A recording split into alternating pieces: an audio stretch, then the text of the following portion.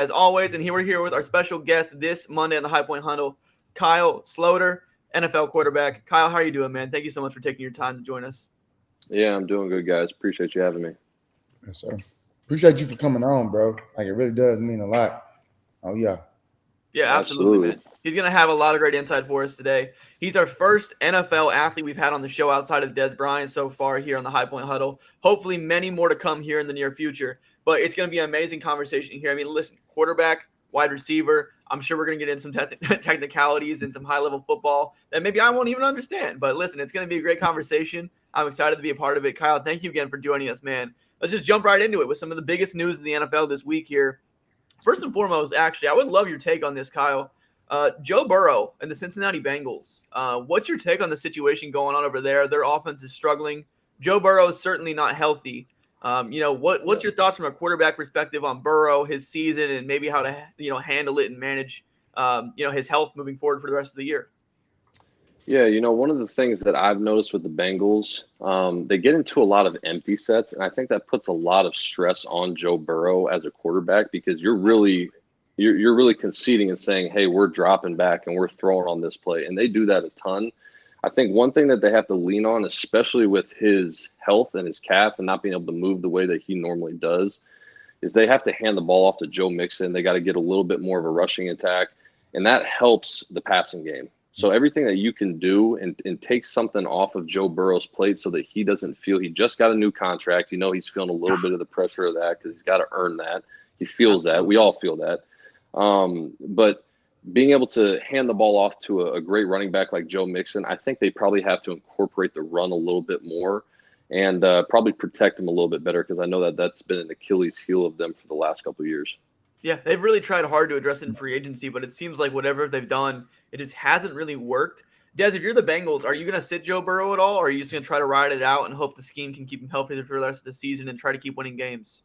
Well, I'm gonna touch on a little bit what Kyle was just talking about. Like, I guess I want to know the Bengals' philosophy.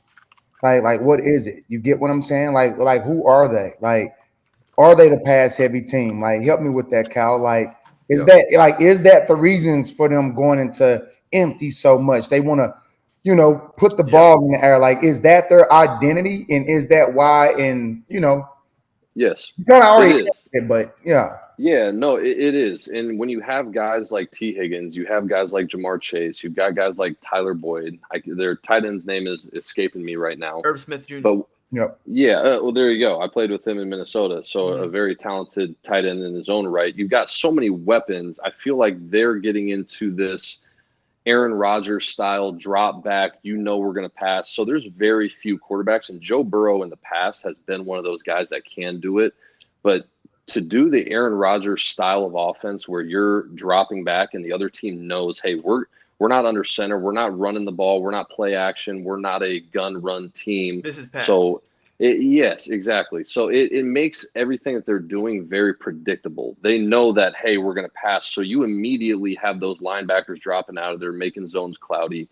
I feel like there's a little bit of pressure to get Jamar Chase rolling, Dez being a stud receiver for his entire time in the NFL. There's a little bit of pressure to get your guys rolling, so I feel like they're a team that is very pass centric. I think they have to become a little bit more balanced, especially as Joe Burrow is hurt and can't move around as much. So, for me, I think they just have to balance it up. And Joe Mixon is a hell of a running back in his own right. Mm-hmm. So I feel like giving the ball to him, it keeps the defense on their heels a little bit. It makes them come downhill when you show run and you pull to pass. So I think they have to work in a little bit more play action from under center. It's hard because Joe is hurt.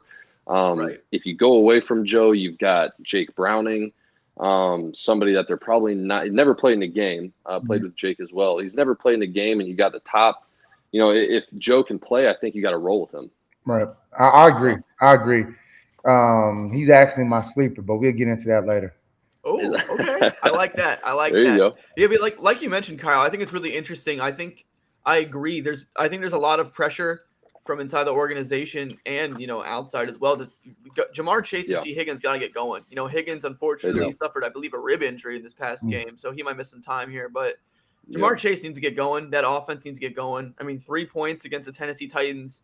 pretty weak passing It's attack is not good. It's unacceptable. Like you said, Des, they need to get rolling. I think that, like you said, Kyle, I think the combination of defenses knowing that it's going to be passed with Burrow and the limited mobility of himself in the pocket, they can just, pin their ears back and get after him in that pocket. And they know that he can't really get outside of it right now and be efficient. So they're kind of forced to rely on that run more. And I think, on the other side of the coin here about going to the run more, I think they were kind of forced to pass against Tennessee because from what I understand, they have a pretty good run defense and you kind of pass on Tennessee. But I think in general, like you mentioned, their identity is pass. So it'll be interesting to see what they can do moving forward against some of these tough defenses in the AFC North. For sure. Moving on here to another big story of the week here. Christian McCaffrey is on pace for his greatest season of his career. From a fantasy football perspective, he's on pace for the greatest fantasy football running back season of all time so far. 4 touchdowns this week. Des, do you think he could win MVP if he keeps this up? Hell yeah, he got a great chance. He got a great supporting cast. Purdy, he coming in doing exactly what he needs to do. They got a healthy Deebo Samuels. Brandon Ayuk. Just look at everything just surrounding, Christian. Like Shanahan, he the mastermind, right? Like is like what I love about it is any one of those guys can go and you just give it to your bell cow CMC and that's what you're gonna get. He might go down I'll say this. I'm gonna predict he go down as the best fantasy, ever player of all time. Yeah. I think he definitely is in the conversation already, honestly. He's had some of the best seasons of all time. He's consistently on a point. He's consistent when he's healthy for sure. Oh, absolutely. And, in the 49ers offense, man, I think his longevity is going to be great there too, honestly, because they're going to know how to use him long-term, taper off his carries with a guy like Elijah Mitchell, his backup, who's still really talented as well. I mean, he was really, really good there as a starter, years ago there. Christian McCaffrey is really interesting. Kyle, I actually, again, back to a quarterback perspective here, Brock Purdy's a really interesting guy for me because I think he's been extremely productive in his career so far, obviously, right? From a pure talent perspective, I don't think he's really that impressive. He's just, in a fantastic system. His processing and everything's been great. His decision-making's been pretty good. What's your kind of thoughts on, how good really is he? You know what I mean? Yeah. To me, so I said something about him yesterday. To me, he's a guy that's probably a little bit undersized, 6'1", maybe closer to 6 foot. Not the most athletic guy. He doesn't have the biggest arm. I kind of liken him to a Drew Brees in terms of stature and athletic ability. Sure. Both good athletes, but they're not your Lamar Jacksons. They're not probably even your Patrick Mahomes. He can do enough to make you think about him outside of the pocket. But what really makes Purdy great is he understands his playbook at a high level. Yeah. So he's somebody, and Shanahan, like you said, Des, is the mastermind behind it all. So there's something special, and this is what I was saying about Joe Burrow and the Bengals, being able to hand the ball off to a great running back and then also have that same threat and be able to pull the ball for a play-action pass. And it really, in a play-action pass, you're getting max protection, and you're getting really 2 reads max downfield and then a check down to Christian McCaffrey, who's probably going to make backs in the league too. Exactly. So probably going to make something happen and put you in a good position no matter what. You got Trent Williams, best left tackle ever, in my opinion. Yep. A very solid rest of the offensive line. He's a guy that plays with decisiveness, and he's very accurate. Yep. Doesn't have a huge arm. He puts the ball in the money, and he puts it there in the right time and timing within the scheme. Yep. So he's somebody that when you watch him, he takes a drop, he takes one hitch, and the ball is to its mark and where it needs to be. He goes through 3 progressions. He's seeing the field very well. So he's seeing what the defense is giving you, how the safety. Yes, every single play. And whether it's a home run play or a 5-yard gain that turns into 7 that we can then run the ball, he's just playing very efficient. And some people call that a game manager, but he's doing it so efficiently that I think you have to, in my opinion, I think he's a top 12 quarterback the way he's playing right now. I don't know if he's a top 12 quarterback in terms of athleticism. And a Josh Allen is obviously a great athlete, huge arm, big. But the way that Brock Purdy fits in San Francisco, I'm probably taking Brock Purdy in San Francisco over Josh Allen in Buffalo with the Bills in That's that crazy. system and how I he think that's a little understands crazy. I'm not gonna lie. Kyle, you speaking my language. No, Des, come on. it. Here's No, my like, thing, like, Kyle. like, I understand exactly what Kyle is saying. Like, I view Brock Purdy as a very intelligent quarterback. I do too. Yeah. Just being honest. And you got some of the greatest quarterbacks in the game. You know, they got the big name, but they're not intelligent. You get what I'm saying, Kyle? Here's the thing, Oh, Kyle. absolutely. I think the thing is, to a certain degree, I agree with everything you said, Kyle. I agree with 100% of your assessment. But I think the thing is, too, I would like to see a Brock Purdy in Buffalo. I would like to see a Josh Allen in San Francisco. You know what I mean? For I sure. think it's very different. I think San Francisco, in my opinion, is the most QB-friendly scheme in the entire NFL right now. I mean, so I'll say this. Yeah. So, and sorry to cut you off, Des. No, you good. So, what I would say, I would like to see Brock Purdy in another system. I'll go on a limb and I'll say that he's not as good in another. Like you put him with the Bears, he's terrible. Nobody's going to be good with the Bears. Of course. But I would also say Patrick Mahomes being with the Kansas City Chiefs and being with Andy Reid. I think that is a picture-perfect situation for Patrick Mahomes. He's been surrounded by talent his whole career. Coaching means so much more than what people understand, and having cut and dry rules where it's like, okay, if I give a quarterback, I've been in systems, I've been on 5 teams where you get the play and there's no talk of progression, how quickly we're getting there with our feet, when and where the ball is thrown. And then you have the guys that are hyper-focused. And I was in a Shanahan system being in Gary Kubiak's system, who was under him in Minnesota. And it is timed to your feet on that first hitch. The ball better be out. It better be out on a 3 plant. If this is your second progression, it better have 2 hitches. If you get past 2 hitches, you better be running. So that's the kind of system that Patrick Mahomes, it is. Now, Patrick Mahomes holds the ball a lot more. He's got a little bit more of the green light. And he's also got some great blocking up front with some talent and speed out on the field. But Patrick Mahomes in another situation, I don't think he's the same Patrick Mahomes we know and love. I think he's still great, but he's in a great situation. I think Brock Purdy in order to be a great quarterback, you have to be in a great situation. I don't think there's anybody that just lifts the level of, how many great quarterbacks have we seen go somewhere else and be terrible? Yeah. You're right. You're 100% right. Oh, you hit me. Oh, my gosh, Kyle. You hitting it all on the nail, bro. And this is what happens, bro. We have a quarterback here, Des. Hey, absolutely. Because, that kind of works with all positions, especially at the wide receiver position too as well. Oh, my gosh. And I tell the guys all the time, if you're not able to adjust, hey, bro, you're going to be gone. You get what I'm saying? Yes, absolutely. Like, one thing that I disliked about Dallas, I think one of the things that I did in my career was adjust.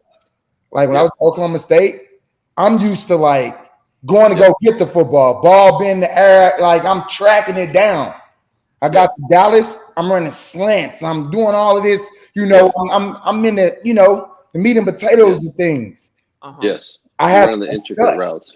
And a lot of guys don't understand, how difficult, the outside that's looking in don't understand why this player might not be as good, all due to the situation that you might, Situation is extremely important. I think a lot about if this guy was drafted in a different spot, how different their career would be. You know what I mean? Like there's so many different examples of that. Like what if Justin Fields? I wish I was in Pittsburgh at times. I said if I played in Pittsburgh when it would have been crazy. Big Ben, AB over there. The two of y'all together, the defenses wouldn't have known what to do with you guys. Hey, listen, Des, I'm a Steelers fan. You know that. That would make my heart smile to see you for the Steelers. New Orleans, even New Orleans around, Oh man, yeah, man, absolutely. All right, one more big note I want to hit here is Devon Achane, rookie running back for the Miami Dolphins. He has had back-to-back fantastic weeks. He's looking like the clear running back 1 there for the Dolphins at the moment. He's out-snapping Raheem Mostert. He's getting more opportunities than Raheem Mostert. He looks fantastic, and I'm just really excited to watch him the rest of the way here. Transitioning now into a bit of a Monday Night Football preview here. We have a fun one tonight. We got the Seahawks on the road playing the New York Football Giants. Dez is a notorious New York Giants fan, obviously. Listen, Kyle, again, another quarterback here I would really like your take on is Daniel Jones and the Giants offense this season. It's been very up and down, very hot and cold through 3 weeks. Yeah. What are your thoughts on his play? He just got a nice contract extension this offseason. Just what are your thoughts on the offense there? Yeah, I try to be as much of an overwhelmingly positive guy. I don't ever want to take food off people's plates in terms of like talking negatively about somebody. So I'll just say with Daniel Jones, I think he was a guy that the organization would have been better served waiting a year to then pay to then see, because to me, what's he getting, like 46, 42 million I believe this it's year or 40. something like that? I Is believe it 40? Yeah, and I think he does a lot of good things. I think he's a little bit more athletic than what people originally thought. I Yeah. think that that's all well and good. I don't think he quite sees the field as well as some other top-tier quarterbacks that are getting top-tier money. I think that if the play is going, if there's no deviation within the play, I think he's somebody that will complete the football and go to the right place. But as soon as you have a little bit of maybe has to move off his mark a little bit. I know that his offensive line, and that's a lot of it's attributed to that as well. Offensive line play hasn't been great. He hasn't had a star receiver there in a long time. That's the thing He's I was got going to say, Derek. Kyle, is like I feel like he's really struggled to develop in a way because they haven't been able to get a wide receiver one, man. It's been a core of guys who are good, but no one that's great. Yeah. And I think that would really, really help him, Yeah, he's got a bottom tier in terms of just the room.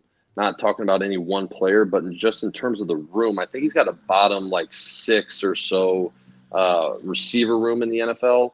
I really like Darren Waller. I don't think they're utilizing him in quite the way that like the Raiders did, and John Gruden, being a mastermind of football, was able to get a guy like that in space. Mm-hmm. I'll tell you, through my career and being on the different teams with different players, Darren Waller is the freakiest athlete I've ever been around. Just in practice. I mean, unbelievable. Guy runs a 4.3 at 260 pounds, 6'7", and can catch anything. So I think they got to utilize him a little bit more. But Daniel Jones as a whole, I'd like to see a little bit more from him, but I understand that he's probably, his support cast isn't quite there either. Yeah, the line and the wideouts have really been an issue for him, as you mentioned. Dez, do you have anything to add to that? Absolutely. Darren Waller is a freak athlete. I got to protect the wideouts. I think John got some above decent wide receivers. I think it's more so the play scheme and how they utilizing these players. I love Slayton. Slayton is underrated. He really is. He is extremely underrated.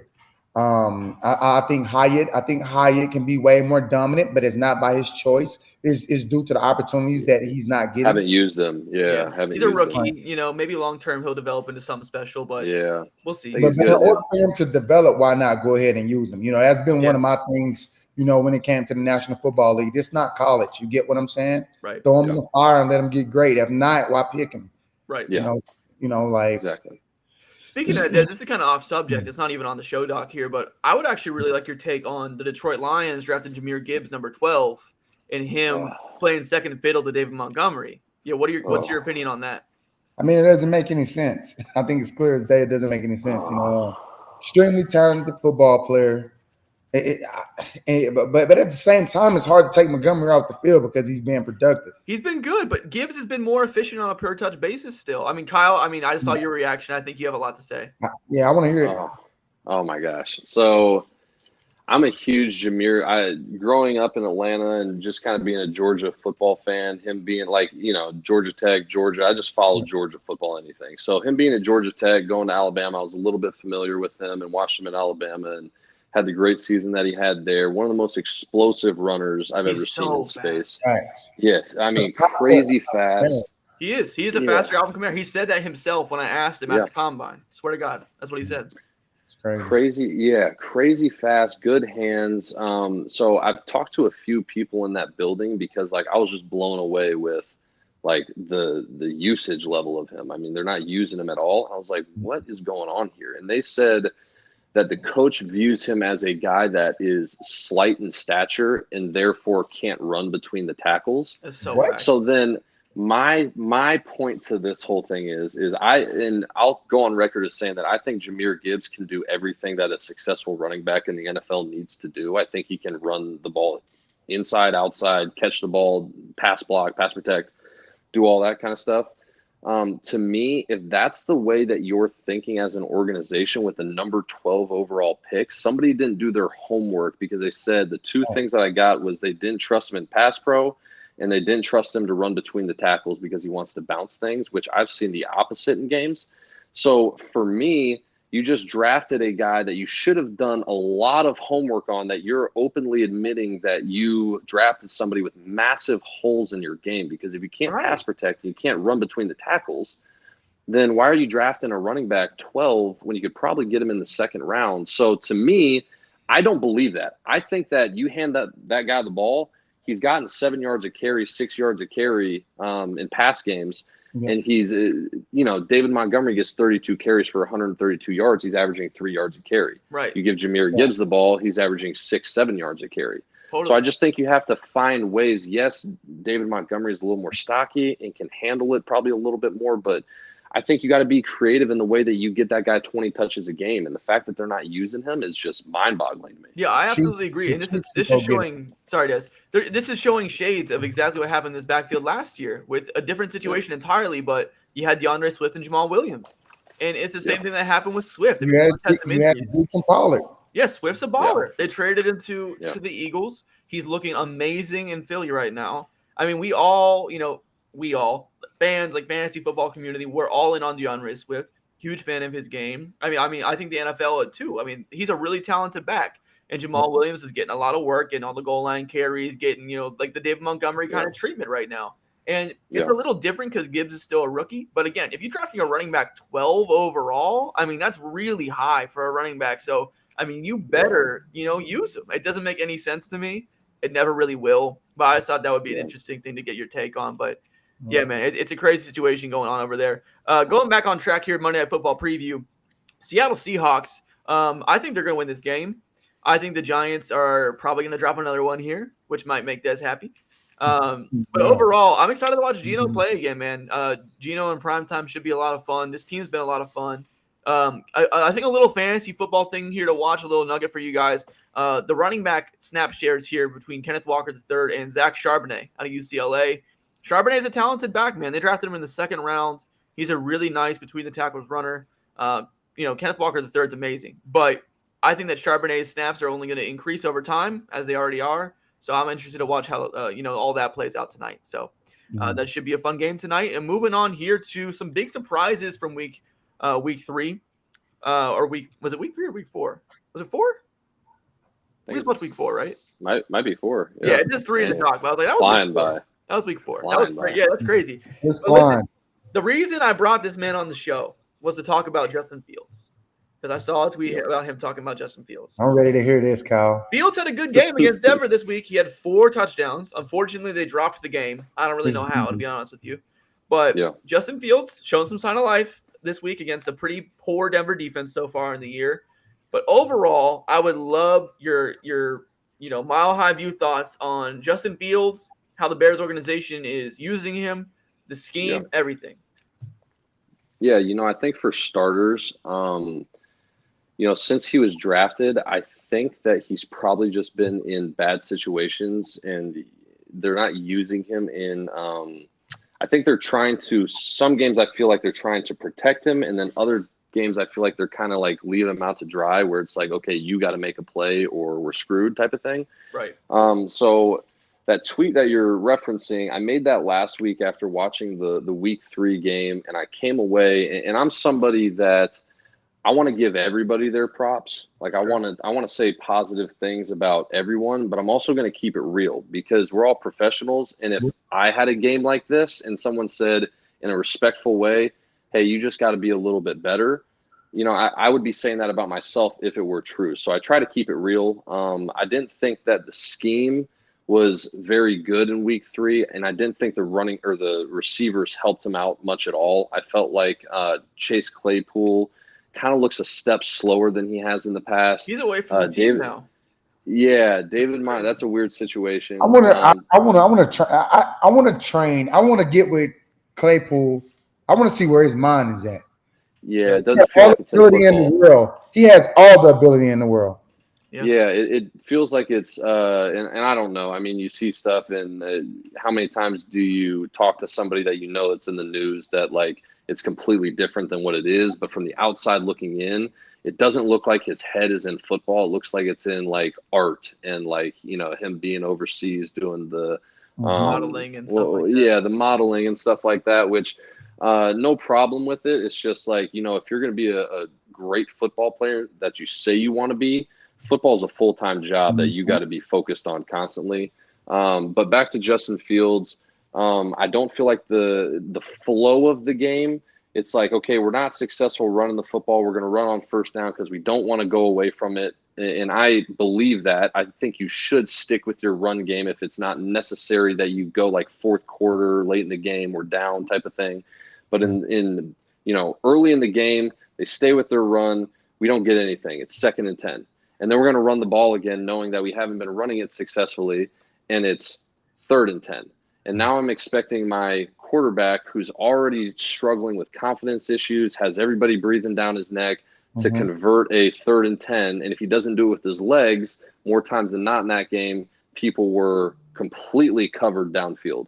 So I didn't feel like he got a lot of help.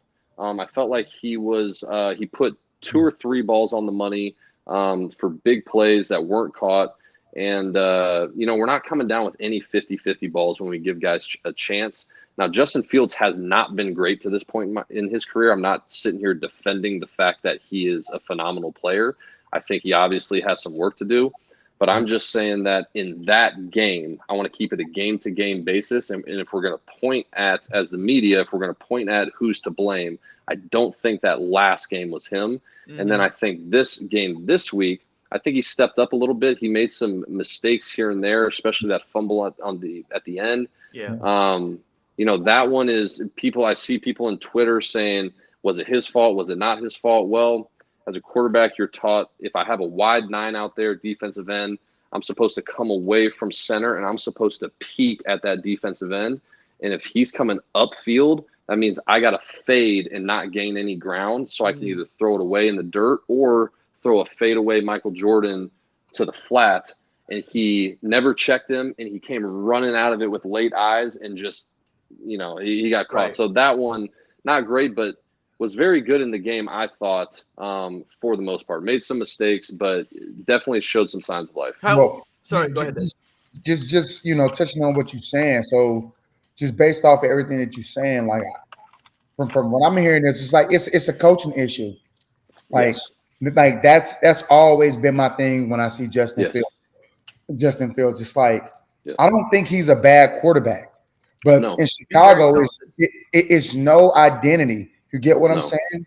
Build around him. Where's the read options?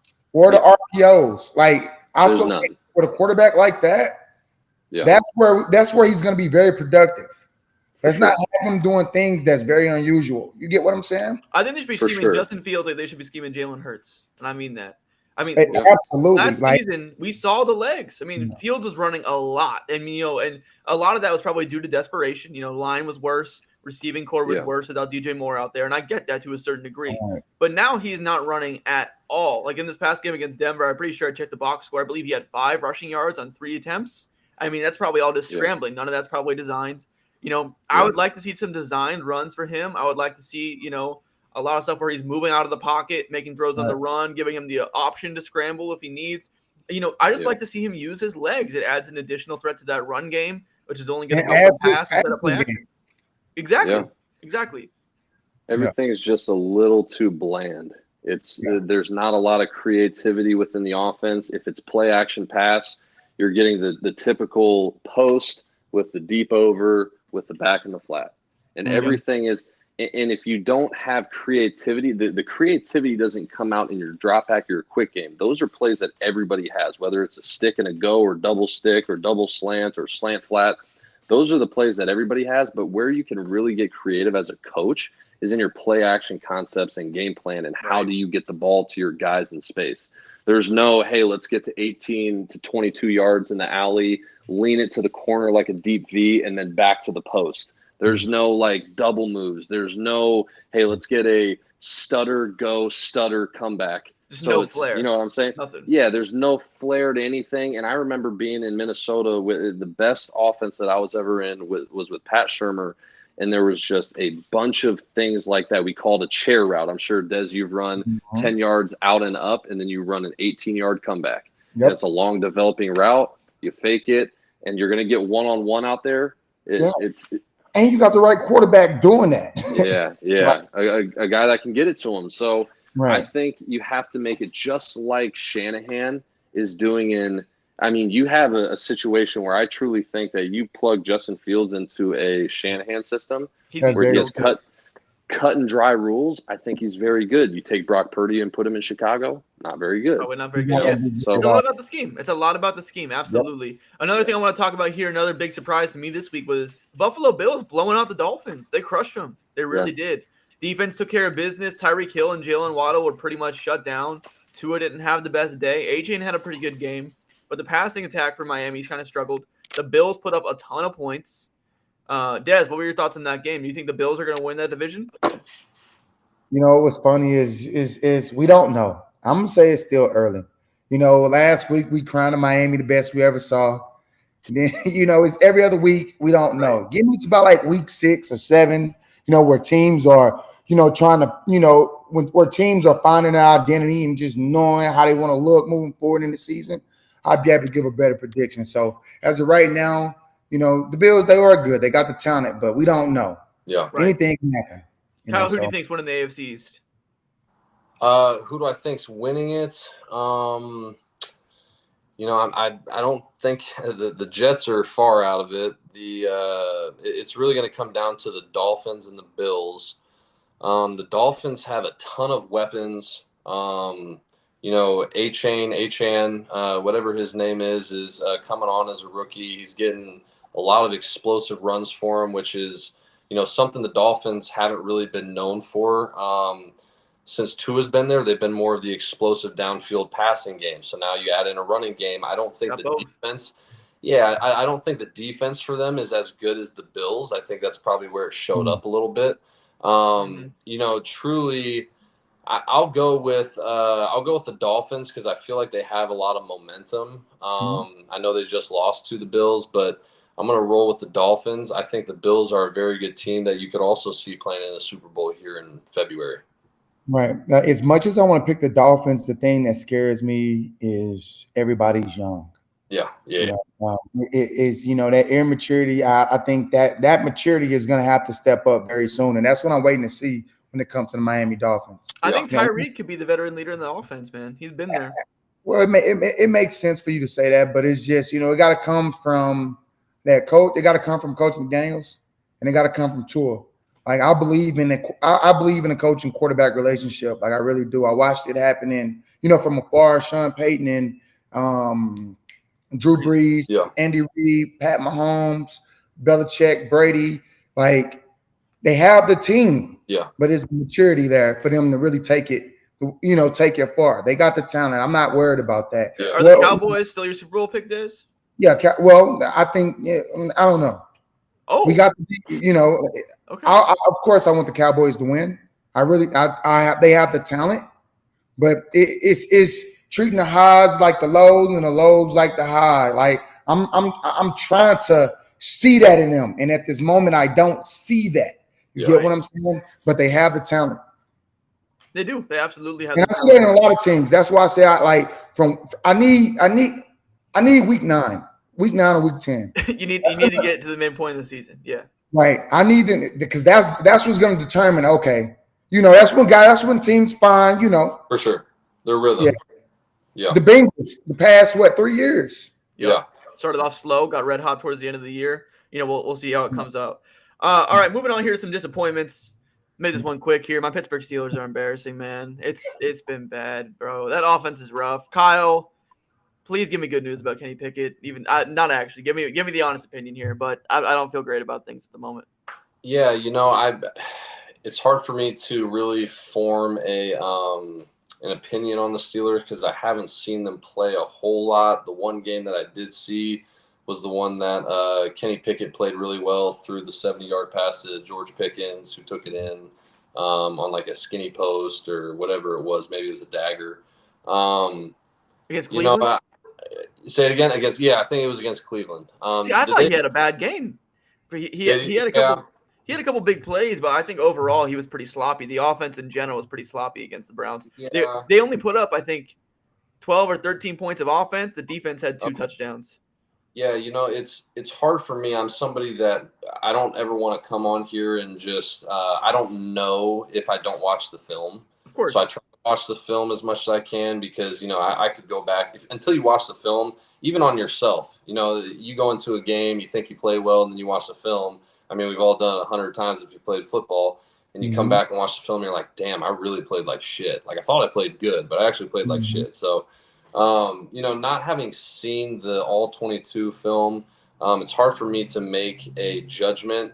I will say that watching Kenny Pickett play in the past, I got to see more because I'm not a huge believer right now. I saw the thing where Ben Roethlisberger said they had the Footballin' podcast and said, I really think you're like the guy for the city. Like, I hope he is. I'll say this. I love his attitude and I like the way he carries himself out there. I want him to be good. I just don't know how good he is at this moment in time. Not having Deontay Johnson out there is a big blow, especially if because George Pickens probably isn't quite ready to take wide receiver 1 yet. He's not really a separator on the outside like Deontay is. Yeah. So I think having those 2 guys together, I think that's really important. Najee has kind of taken a little bit of a step back. I feel like he's a step slower for some reason when I watch him. Yeah. I always like Pittsburgh's defense. He's the better runner, by the way. Say that again? I said Warren is the better runner, by the way. Yeah. And I'm not just saying that because he went to Oklahoma State. But yeah. He's got a little more juice, though. Like, there's a little bit more explosiveness. And he definitely does have more juice. He hits the hole quick. Najee's like a patient back when he gets it. And the line is just not good enough right now. Like, he got to hit it. And Warren's been doing it. So, well, coming out of college and him being a rookie, I always say in order for me to tell what kind of pro you're going to be, it takes a year, and you have to come back to that second year because think about this, and this is something that a lot of people don't think about outside of like the inner circle, is the guys that aren't professional and they don't take their job serious. They're the ones. Not saying that Najee is or isn't. I'm just saying you can always tell because when they're coming into the NFL, they were just in a college workout training where you got to wake up at 4 a.m. You got to run, you got to lift, you got to count all your reps. In the pros, nobody's counting your reps. So if you don't want to be accountable to keeping up with your body, your speed, your explosiveness, and some people naturally have explosiveness, some people have to work at it really hard. And if you're not somebody that works at it really hard in the offseason and you're a guy that doesn't naturally have it, which maybe Najee isn't a naturally explosive guy, I don't know. Maybe he needs one of those Adrian Peterson workouts, I feel like, when I watch him, because he looks like I saw him reverse field, and it looked like he was running with cinder blocks on. And maybe that was just appearance, but, man, he didn't look good. No, I mean, listen, bro, I'm a big fan of Najee Harris, man. I have his jersey in my closet right behind me. Big fan of his. Yeah. But, yeah, I mean, the explosiveness is lacked when you have been watching him play. I think he is, like almost last in the NFL over the course of his career since he's entered it for starting running backs with a certain amount of touches for like 20-plus yard runs. He just doesn't rip them off, man. He just doesn't really have that speed to get to the edge these days. And it sucks because, he can make some plays for you between the tackles, and he's a pretty solid receiving back in my eyes.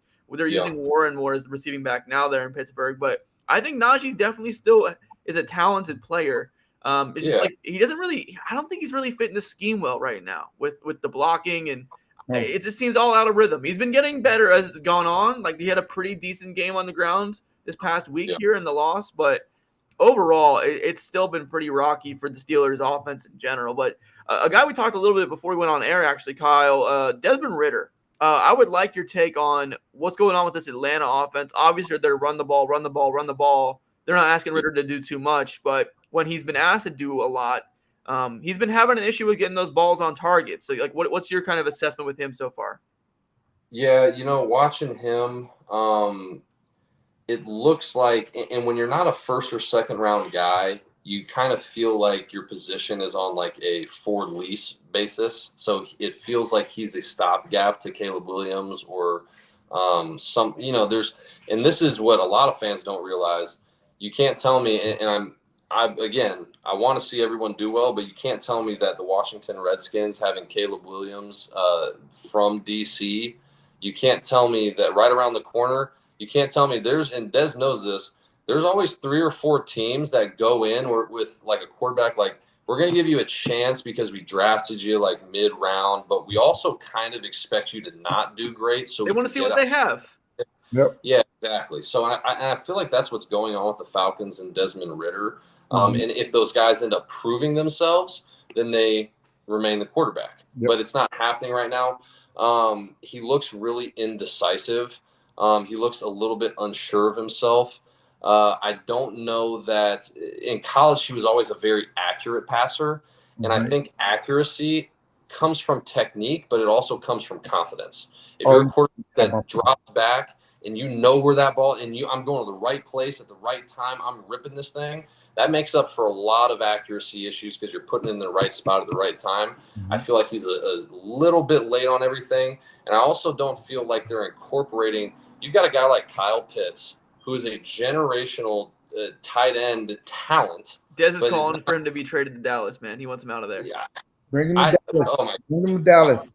I'm a born and raised Atlantean, Falcon. I want to see the Falcons do well. I want to see Kyle Pitts get out of Atlanta and salvage his career because I truly believe that around the league, teams see Atlanta and they're like, this guy's a stud player. They just don't use him at all. So I think there's still a lot of positivity around Kyle Pitts. They just don't. I saw a tweet the other 2 days ago that said they have Kyle Pitts just out there running cardio. Like literally is what they. That's it. It's unbelievable. And so Dez knows this, being a feature receiver in an offense. In those play action schemes, that's where you scheme up to where you get the ball to your guy. 100%. Like you're in Minnesota, every single first or second progression on every single one of them was either Diggs as the premier guy or Thielen as the premier guy. You didn't have wide receiver 3 or 4 getting premier routes. So if you have a guy like Kyle Pitts and Drake London, those have to be your guys that are first or second in your progression that you're trying to get the ball downfield every single time, man. Every time. And I'm not gonna lie to you, I'm throwing shots at Dallas. You know, CD, you know, same thing. Like they need to, you get what I'm saying? They got to get him open. And that's been a problem. It's like it's a shame he only got 1 touchdown in 4 games. It's like it baffles me. It's like, come on now, we got all this talent. Yeah, let's utilize him. There's actually a great transition here, Dez. It's time for your little Dallas Cowboys segment here. Nice win this week. What are your thoughts on the team right now? How are we feeling? Yeah, the win is cool, but you know we're gonna stay on topic. Like I want to see the Cowboy offense, you know, balance that defense. You know, I don't want to keep relying on, you know, these defense scoring these touchdowns. We don't want these situations happening. What happened against Arizona? You get what I'm saying? You know, so I want Coach McCarthy. I'm begging Coach McCarthy, you know, to really, you know, emphasize CD in that red zone. That's the big playmaker. I watched CD run a corner route from the slot, and he wasn't even the first read. As soon as Dak snapped the ball, I'm like, as soon as Dak snapped it, CD already won. You get what I'm saying? And he wasn't the first read. Like, what's going on? I need to, and I'm not saying that's Dak, you know, so I'm just saying it's like, you know, what is the identity, if that makes sense? And I know you can elaborate more on that, Cal. Please do. Yeah, you know, it feels a little bit, and again, Dallas is one that admittedly I don't have a whole and don't want to make too many hot takes on just because I haven't seen the film. But from the outside looking in and, you know, going to red zone, taking me, you know, from one game to the next and seeing the Cowboys and Dak do his thing, it feels a little bit like they're missing a power element to their running game with Pollard, who I love him as a back. I think he gives you everything. He's kind of like in that Jahmyr Gibbs fold, where he can do everything out of the backfield. I think they're missing a little bit like of a Zeke power game because he was your guy to ground it for 6-7 yards. But he wasn't. Leonard Fournette's a free agent, man. I keep saying it. I don't understand why he's not signed. I really don't. Yeah. Well, I think he's with the Hunt, Patriots. Huh? You say it again? Not Kareem Hunt. Oh, I'm sorry. Leonard He would've Fournette. been- Fournette's a free agent. Fournette. Oh, He's a free agent. Fournette. Yeah. I mean, he would be a great compliment in that offense. They have great receivers in CD Lamb and Gallup. Yep. I watch Dallas a lot, and sometimes I feel like it's a little bit of Dak as well. I don't know. I don't want to say it is because I haven't watched the film, but like I feel like there's something missing there, and I don't know that it's receiver. I don't know. It feels kind of Dak-ish to me. Like it feels there's maybe a missed throw on because I think he's pretty spot on most of the time, but maybe it's a critical missed throw. Maybe it's a minor thing like your eyes go one way and they should have been backside. I don't know. There's something off. The flow doesn't feel great within the Cowboys offense. That's true. It's facts. I'm gonna agree. I'm gonna agree with you 100% on it. It's too much talent. We need to figure it out. Whatever they talk about in that meeting room, they need to be honest. They need to be transparent. People, guys need to whoever they just all feelings need to be in check to go in the right direction. I 100% agree. And like Kyle said, I really do think a power, layer to that running game is going to be huge. And Dez, we talked about this a little bit, I think last week, but Brandon Cooks, man, we need more Brandon Cooks too. Like, what was the point? Like, you hyped him up all offseason. And I'm like, come on, you showing all these plays, how he's torching the defense. We get in the games, and it's like I'm trying to prop bet on Brandon Cooks scoring touchdowns, and it's like he's not even getting a target. No. Like, and I'm like, come on now, like we misutilizing this guy, and he can. We know he's talented. He's been getting 1,000-yard receiving season since he's been born, bro. Like he's that guy. Yes. He is very talented guy. It always feels like Brandon Cooks is underutilized every year. He's one of those guys that like, guys keep trading for and they keep like signing it because he's been around for a while now. Yeah, he's a vet. All he did was perform. All you do is perform. Always. I've never really understood why he's bounced around so much, honestly. Because like he's performed everywhere. Politics. Yeah. Right. Yeah. No, and I get that too, but it's just crazy to me because he's very talented. You know what I mean? He's very talented. All right, guys, let's transition here a little bit. Dez, I want to congratulate you personally on your first fantasy football win ever. It's in the books. You're 1-3. You did it. Attaboy. Thank you. Back on track. Beat steady this week. Shout out. Hey, your boy over here, Mr. Baldy. I'm 4-0. 4-0. I'm coming for that 25 grand. Kyle, since you don't know, we have a league with the personal corner staff and then a couple of people from Twitter and a couple of friends and stuff. 14 people in it. First place wins 25 grand of Dez's money, and I want it bad, man. I want it so bad. I know. I wish I'd come on the podcast a couple weeks earlier. Yeah, man. Don't worry. We'll be having some real pretty cool activations down the line. I hope this is not the last time we're talking, Cal. Like, I love to show you under the hood of what's going on. Absolutely. No, I would love to. It's been great to get to know you guys. This is going to be a good connection for both of us. Yes, sir. Absolutely. So transitioning here, last segment here before we wrap. Sleeper picks of the week here entering week number 5, which is crazy to say out loud. It's moving by so quick. Dez, I think you mentioned yours earlier. I honestly forget who it is. Why don't you give us a sleeper pick? Burrow. I'm going with Joe Burrow. The world is against him. I think he's going to drop his shoulders back this week. He's going to block out the noise. I think he heard Jamar Chase loud and clear. I think they're going to go in and do what they do. And Joe Burrow going to look like Joe Burrow. Jamar Chase going to look like Jamar Chase. I like it. Like you said, back against the wall. Would love to see how he bounces back from this 3-point performance against Tennessee. I definitely can see him having a big game. Kyle, who you got this week? Who you have your eyes on? So, talking more individual or team? Either. So, for my team, I'll say I think the Bears are going to come out and kind of start putting together, feeding off of what they've done this last week. I know that they're 0-4, and it's kind of a tough building to walk into when, everybody sky's falling type of thing. But I also think within that film, there's good things. So I think the Bears and Justin Fields kind of rebound, get their first win of the year against the the Commanders.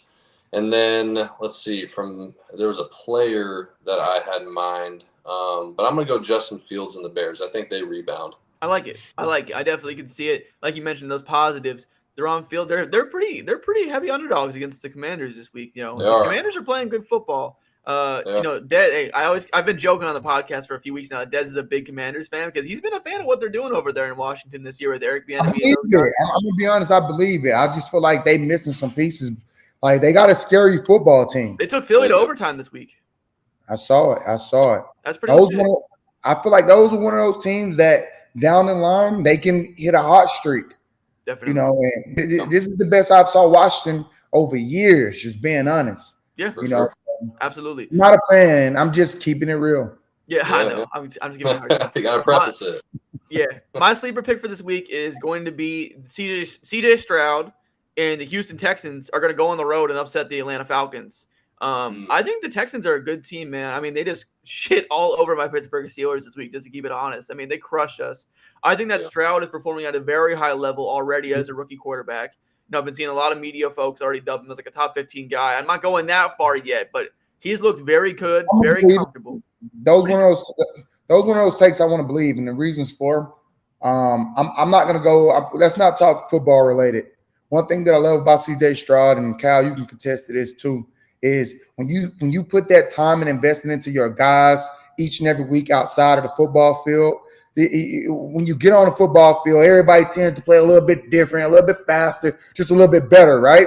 And some of the things I've been reading up on CJ Stroud is he's been taking his guys, you know, for dinner, you know, inviting them over. They just kicking it, having a good time, you know. And you're gonna win. It's gonna translate. So yeah, he's changing the culture entirely of the Houston Texans organization. I really love to see it. You know, Stroud's a very talented quarterback, and he's also a great young man with teams. So I'm very excited for him and what his career looks like with the Texans there, and hopefully turning that organization around. But yeah, I think Stroud and company go on the road in Atlanta this week and win a big one. I think they're going to continue to keep turning things around with their season and start stacking wins. I think that they're going to I think they could be in the conversation to be atop that division. I mean, I think the Jags are obviously the favorite.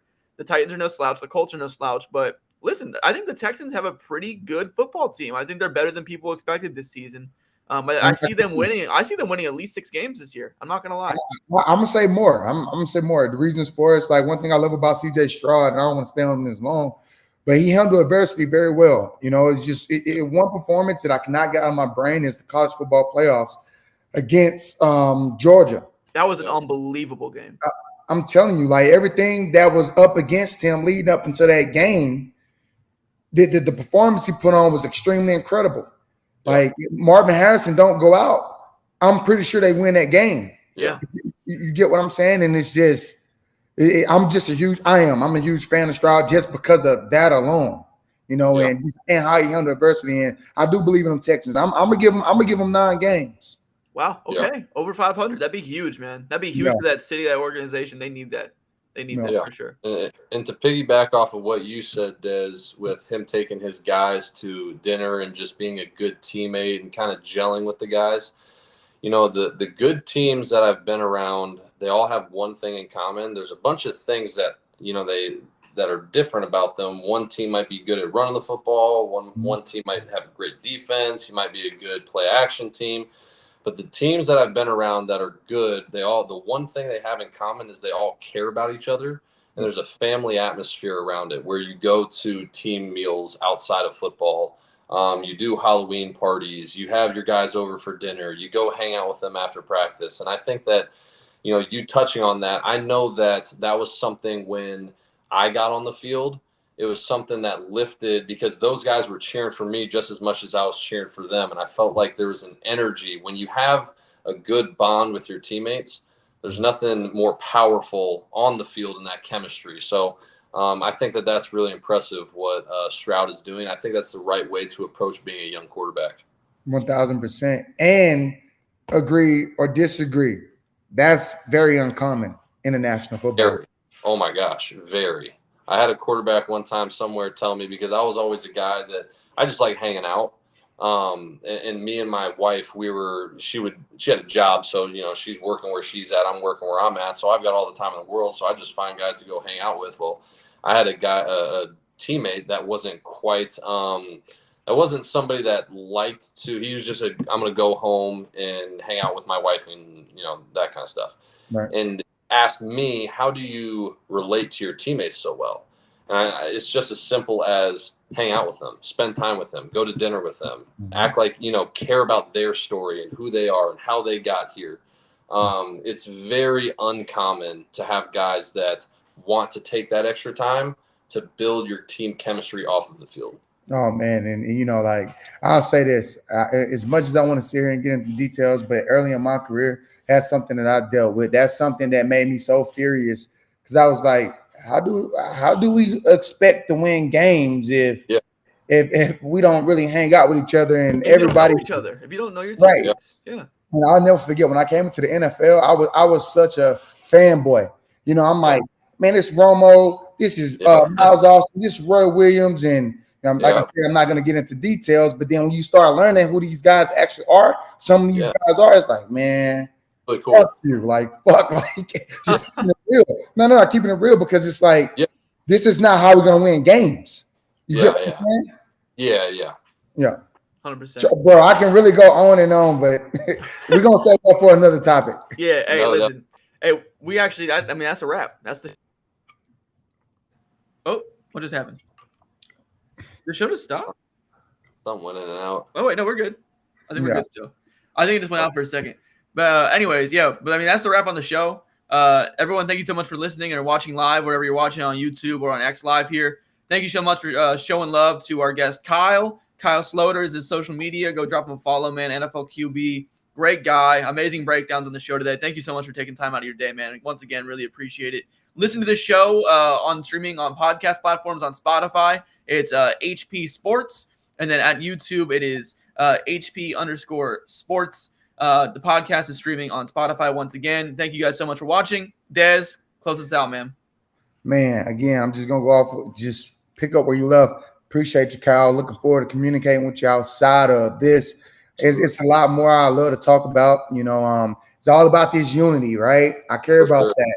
And I think one of the things that's missing so heavy in today's game is that real unification. You get what I'm saying? Like those stories that you share, there's too many of us who walk down those same paths. We should be looking at each other. We should be asking each other more questions. Like, because we've been places only we understand. You get what I'm saying? Like our ladies, our family is things that they can't relate with that we need that special attention. If that makes sense. Yes. So I appreciate you, bro. Thank you. I appreciate you guys. Thanks for having me. It's been fun chopping up with you guys. We'll have to do it again sometime. You guys are awesome. Absolutely, man. I appreciate you. Looking forward to seeing what you have coming, man. Big stuff coming down. So very looking forward to seeing that. And thanks again for coming on, man. Support. Yeah, appreciate you. Definitely be in contact with y'all. Appreciate you, man. All right, everybody. Thank you so much for watching. We'll see you next time. Goodbye.